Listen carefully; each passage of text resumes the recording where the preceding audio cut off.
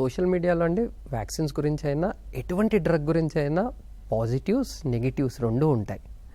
అంటే దానివల్ల ఎంత లాభం కదురుతుంది, సిమిలర్గా ఏమైనా అడ్వర్స్ ఎఫెక్ట్స్ అంటే సైడ్ ఎఫెక్ట్స్ ఏమైనా కాజ్ అవుతాయి అన్నది కూడా ఉంటుంది. ఆ సైడ్ ఎఫెక్ట్స్లో minor, major, rare side effects అన్నీ కూడా ఉంటాయి క్లియర్గా. బట్ మన హ్యూమన్ సైకాలజీ ఎలా, మన మైండ్ ఎలా అంటే ఏదైతే రేర్ ఉంటుందో, ఏదైతే మన భయాన్ని కలిగిస్తుందో వాటిని మాత్రమే గ్రహించగలుగుతాం.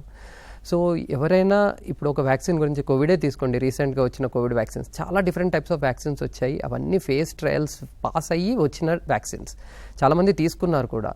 కాకపోతే కొందరికి హార్ట్ డిసీజెస్ రాగానే కోవిడ్ వ్యాక్సిన్ తీసుకున్నాను కాబట్టి హార్ట్ డిసీజ్ వచ్చింది, సో నేను వ్యాక్సిన్ తీసుకున్నాను, దాని తర్వాత వీక్ అయిపోయాను. వ్యాక్సిన్స్ తీసుకున్నాను, దాని తర్వాతనే లూజ్ మోషన్స్ స్టార్ట్ అయ్యాయి.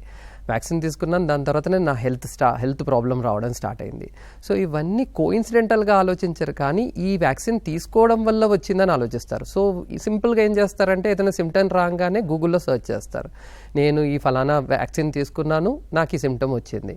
సో మనం ఆ సిమ్టమ్స్లో చూస్తే వందలాది సిమ్టమ్స్, వందలాది సైడ్ ఎఫెక్ట్స్ ఉంటాయి. బట్ అవన్నీ దాంట్లో రేర్ సైడ్ ఎఫెక్ట్స్ కూడా ఉండొచ్చు. బట్ మనకు ఆ సిమ్టమ్ రాగానే ఈ డ్రగ్ తీసుకోవడం వల్ల వచ్చింది అని ఫిక్స్ అయిపోయి దాన్ని జస్ట్ ఒక వైరల్ లాగా సర్క్యులేట్ చేయడం స్టార్ట్ చేస్తాం. ఎప్పుడైతే అది ఒక న్యూస్ ఫియర్ని కలిగిస్తుందో అది ఆటోమేటిక్గా వైరల్ అయిపోతుంది.